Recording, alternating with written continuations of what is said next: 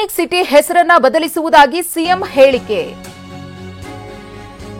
ಬೆಂಗಳೂರಿನ electronic city ಹೆಸರನ್ನ ಬದಲಾಯಿಸುವುದಾಗಿ CM ಹೇಳಿಕೆ ಕೊಟ್ಟಿದ್ದಾರೆ. ದೇವರಾಜು ಎಲೆಕ್ಟ್ರಾನಿಕ್ ಸಿಟಿ ಅಂತ ನಾಮಕರಣ ಮಾಡಲಾಗುತ್ತೆ. ಬೆಂಗಳೂರಿನಲ್ಲಿ ಸಿಎಂ ಸಿದ್ದರಾಮಯ್ಯನವರು ಹೇಳಿರುವಂತಹ ಮಾತಿದು. ಹಾಗೆಯೇ ಅರಸುಗೆ ಮರಣೋತ್ತರ ಭಾರತ ರತ್ನಕ್ಕೆ ಶಿಫಾರಸು ಮಾಡ್ತೀನಿ ಎಂದಿದ್ದಾರೆ. ದಿವಂಗತ ದೇವರಾಜ ಅರಸು ಅವರ 109ನೇ ಜನ್ಮ ದಿನಾಚರಣೆಯ ಹಿನ್ನೆಲೆಯಲ್ಲಿ ಸಿಎಂ ಸಿದ್ದರಾಮಯ್ಯನವರ ಮಾತು. ದೇವರಾಜ ಅರಸರವರಿಗೆ ನಾನು ಶಿಫಾರಸು ಮಾಡ್ತೀನಿ. ಅವರಿಗೆ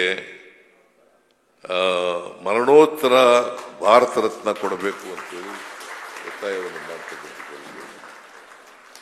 ನಾನು ಕಳೆದ ಸಾರಿ ಈ ಎಂಥದ್ದು ಎಲೆಕ್ಟ್ರಾನಿಕ್ ಸಿಟಿ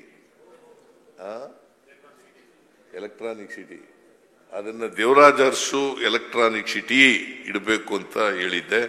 ಆ ಕೆಲಸ ಈಗ ಇಟ್ ಈಸ್ ಅಂಡರ್ ಪ್ರಾಸೆಸ್. ಅದನ್ನ ದೇವರಾಜ ಅರಸು ಎಲೆಕ್ಟ್ರಾನಿಕ್ ಸಿಟಿ ಅಂತೇಳಿ ನಾಮಕರಣ ಮಾಡ್ತೀವಿ.